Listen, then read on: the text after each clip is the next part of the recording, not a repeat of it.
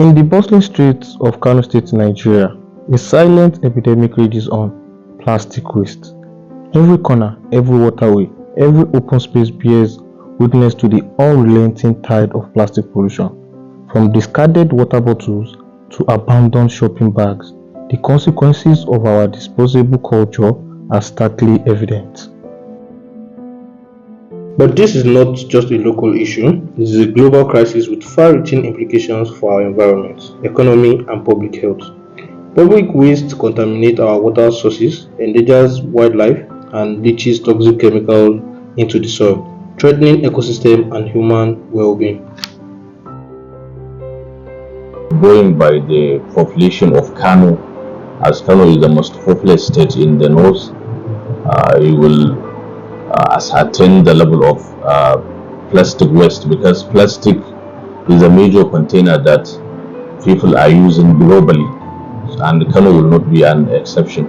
So there is a colossal amount of plastic waste that has been generated due to the population of the people in Kano, and that number of plastic need to be recycled, because the moment you refuse to manage that plastic, so you are not conserving energy and you are not protecting the environment.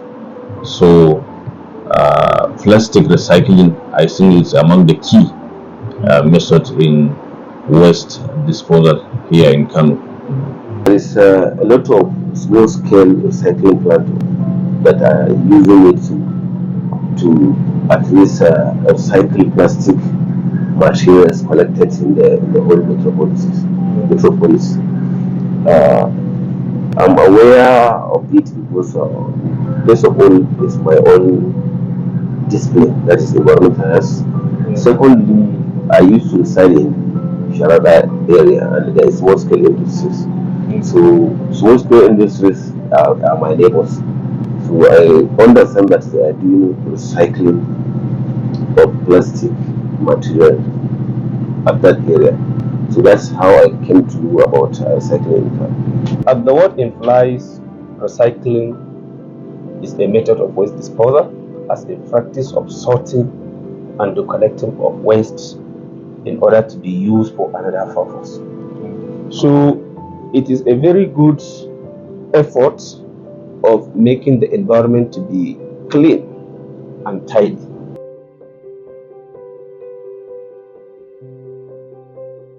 I describe the importance of plastic recycling in Kano State. Yes, the importance cannot be overemphasized, because as I told you earlier, it prevents the environment from having, because when you allow people just to burn plastic like that, so there is an emission of greenhouse gases, which has a very negative effect, more especially on respiratory tract, and also even the environment itself. It will be degraded, because most of this plastic is don't used to melt easily in the soil, and it can also affect the yields of the crop that we used to produce. So it is very, very important to recycle plastic. And recycling is just turning of waste to wealth, because whenever there is a colossal amount of plastic and you recycle it, so definitely it will improve the economy of that area. The importance of recycling cannot be emphasized and cannot be overemphasized. As you can see, one, it is a source of income. It is also a source of job opportunity, and it also helps in, if it is carried properly without indiscriminate disposal. Because of a time, you may see in the process of sorting out the recyclable materials, the scavengers may indiscriminate dispose the waste. But if, for example, they go and sort it accordingly, it will make the environment to be tight, clean. You understand? And conducive for human habitation. Plastic recycling in Kano is very important because it helps create jobs to our youth. It also helps us to at least reduce the waste generated. So it also reduces the burden of collection and transporting of waste to the final disposal from the state, because Rema staff are always going dumping area. Before you know, you will see a lot of plastic jars, polythene bags are littering the environment everywhere. But because of the recycling plants, you see scavengers are collecting and taking it to sell. When they sell, they will recycle it, so they reduce the splitting and the littering of environment of these polythene bags and plastic jar and whatever. Da yanzu ma kaga har takardar fiyauta ana ɗauka da roba da kayan lemu da kwali ana ɗauka. Kaga hakan ma yana ƙara taimakawa wajen tsaftace hanya a jihar Kano. What are the biggest challenges you are facing when it comes to recycling plastic in Kano? There is a lot of challenges that we are facing, ranging from lack of enabling government laws, because rules and regulation and laws from government help people to adhere to that properly, because whenever you leave anything without having any law, so definitely everybody will do what he feel like doing. So that lack of that enabling law from the government, and also lack of awareness from the populace on the importance of that recycling and dangers associated with plastic waste. The challenges that we are having here in Kano in terms of recycling materials is like there is lack of awareness, there is ignorance in the process. So there is need for government to create awareness and also to invest more in order to create job opportunities for the youth. So it is very, very important to create awareness and to also supply a lot of materials that will assist, that will help in getting more quantity, and also the machine that can be used to convert the recycled material into another purpose. The challenges is most of the source of the plastics are from when there is social gathering, and you have to go to dumping sites where there is a lot of pollutant. Those scavengers are going there to sort out, and at that time, at that process, they may get injured, they may contracted diseases and whatever. So the source where we will be getting the raw materials, that is the plastic goods and polythene bags, is very scarce. Consider the amount needed from the companies. But amidst this bleak landscape, there are glimmers of hope. Individuals, organizations, and government agencies working tirelessly to address the plastic waste crisis, from grassroots recycling initiatives to innovative technologies. Efforts to tackle plastic pollution are gaining momentum. Plastic recycling in Kano has been actually very, very, hard, difficult, to be honest. Usually the major problem we have actually when it comes about plastic recycling is getting the materials. And getting the materials are actually very, very difficult based on how I put it, weather, duration and time. Because during this season now that we have, the hot season, getting the plastics are very, very easy because people intend to drink a lot of water.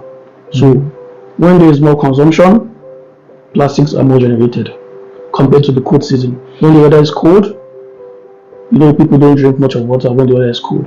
So there's less plastic. So actually the experience in Kano State, to be honest, is the northerners are more of pure water compared to plastics. There is much plastics in Kano actually. I'm not saying there's no plastic in Kano, but when it comes to plastic, other states generate more plastics compared to Kano. Now, plastics are different types and variations. We have plastic bottles, we have plastic buckets, and we have plastic cakes. In Kano here, majorly what they do is plastic cakes. We have a lot of companies that do cakes, bottles, cakes, buckets. In general, what we call them is high density polyethylene, like your jerry cans, your fuel keg. But majorly the plastics that are being recycled in Kano here are, let's see, the high density polyethylene plastics. Those are the plastics that are being recycled in Kano here majorly, to be honest. This is the way the material comes in. The material comes in like this. You pick up the materials, then it goes to the sorter. Now, see, we take the materials from clear and blue, differentiate into clear and blue. Labels are being turned up. We have our covers called PP covers. This is blue. This is clear. And we have other colors like green, brown, fearless, and the rest. But majorly, what we take off the materials actually, the most important part of the recycling is the clear and blue, because they are much in population compared to the other colors. Other colors like green and brown are also being recycled, but not as much as the way we recycle this one. Because those ones, converting them into other colors and other materials, like I said, takes time. But companies do collect them and do the job. So from the stage of sorting, you can see the labels are taken off, the covers are taken off. The cover is actually another type of plastic. It's called polypropylene, PP. So this is called PET, polyethylene. This is polyethylene. The covers are called polyethylene. The labels are plastic also. So the process are different. The process of recycling them are different. No, the way, like I said, the process of recycling plastics, it depends on what you want to use the plastics to do. It's either food grade material or fabric grade material. So this was now going for fabric grade material. So we can take materials from anywhere, from the dump sites, from the trash, anywhere. But companies that do fabric grade materials actually intend to take cleaner bottles. But this can do what we want them to do for us. So once we sort them color-wise, separate everything, we go to the stage of scaling. We scale the materials. The materials comes in like this, as I said. And this is our PP covers over here.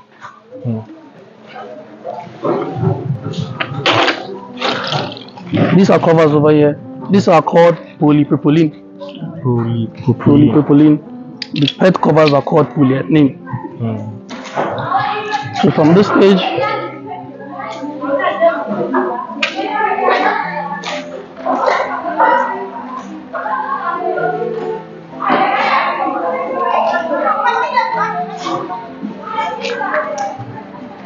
these are bales. Yeah. Now that truck over there weighs about 350 kg. This bale weighs 350 kg. So we compress them so that they won't accumulate more space.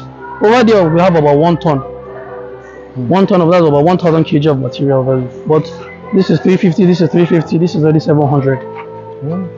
So the major issue is transportation. We can get the materials, but we can't transport them because of size. So we need baling machines like this to compress those materials into smaller quantities so that they can be easily transported from one place to another. So here we collect materials. After collecting, we send them over to recycling centers that have the capacity to turn them into the fabric. And the companies over Lagos, Abu, Ogun State that do the major process of converting. But this is the hardest part. Getting the materials off the streets is the major problem, not processing them.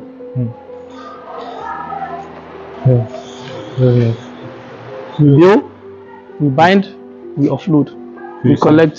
So from here now, where do you ship? We take them to Lagos. There are companies in Lagos. Like there's a company called Mondo for Africa in Lagos. They recycle the materials, they build. There are companies, there's Alif Recycling.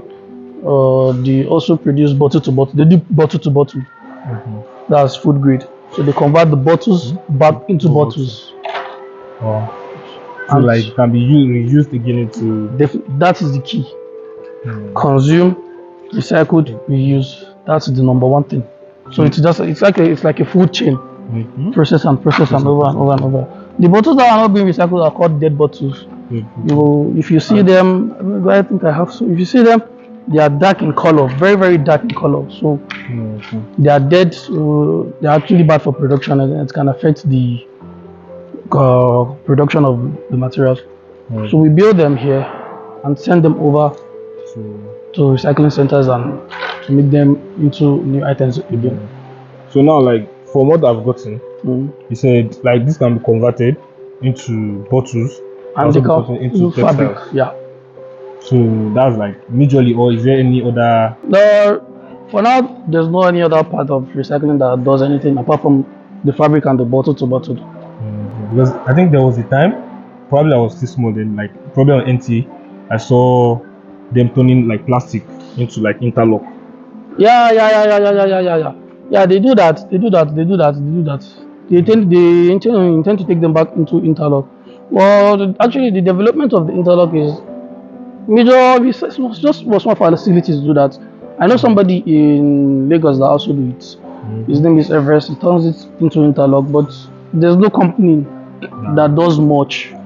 Not like here. You know, interlock. If you say you want to do interlock, it's for the roads. Are they durable? How long will they last? Exactly. So those are the factors you have to put into consideration. But yes, there is somebody you can turn them into interlock actually. Yes, you can. Yes, you can. But the major is fabric and bottle to bottle or food grade materials. Thank you for your time. I really appreciate. No problem. So like all this now, everything will be shipped like in a day. Tomorrow we are loading tomorrow. So tomorrow the trailer is gonna come. Then we load and take them to facilities. I learned about plastic recycling in Lagos. I worked with, let's say had a seminar with West African Energy. It's the number one recycle material recovery facility in the whole of Nigeria. So there they collect all kind of waste and intend to create valuable items from those kind of materials. How has plastic recycling impacted people's livelihood? Are there any economic benefits you've observed? Exactly, because even the unofficial recycling that our people used to do, you will understand that they are getting enough money because when they go to hostels, they used to pick that plastics, they will gather it and they will take it to the outside companies. There are some people that they are buying that plastic for recycling, so they made money through that gathering of that plastic. And you know, sorting is very important whenever you are talking about the plastic recycling. You have to sort the plastic that you want, because you will not take anything. You have to specifically go for what you need, what are the plastic you need, and you have to sort it out and take it to the where the recycling will take place. Yes, there is economic benefit because of, as I can tell you, there are many households that depend on recycling. So recycling is a business as a job opportunity. Many relies on it. As I can tell you, you can see a lot of big agents, big dealer, and they became rich in Kano in terms of recycling because of there is a lot of money in this business. That is why if the government can invest more and the practice will be take properly, definitely a lot of things will be yielded.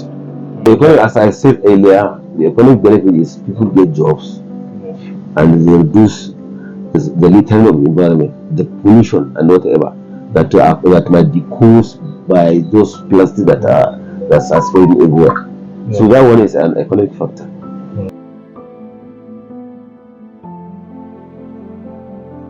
In your experience, how does plastic recycling contribute to cleanliness and sanitation of Kano? Recycling, if it is done appropriately, definitely there will be a reduction in the waste, because most of our waste it can be recycled. So if you, by doing recycling, you are reducing the huge amount of the waste. As I told you, Kano is among the most populous city in the north. So as you are recycling the waste, so you don't need to do a sanitary landfill with your waste. You don't need to incinerate your waste, because you are now recycling the waste, taking it back to the community where it will help them, and it will reduce the volume of the of the waste that has been producing in the city. As you can see, the plastic materials we are talking, like empty bottled water, like sachet water, sachet fuel water, like nylon, and so on. There are some of the wastes that used to impact our environment in such a way. If the government can help and create policies that will improve this recycling, definitely it is a welcome idea. That's what I said earlier. Now, when there is plastic, you know, most of the things that are plastic in nature are not biodegradable. But when you leave it will spend 100 years, cannot be. Yes, cannot get. You cannot get rid of them. They will stay there for more than, and they will at least diminish the environment. Yeah. That's why it is very important, because all those non-biodegradable, they will be collected and be going to be recycled. So recycling is very good in this kind of time. Every Nigerians are aware about plastic recycling, but instead of recycling and like doing something like this, they would rather take this bottle and do something like this.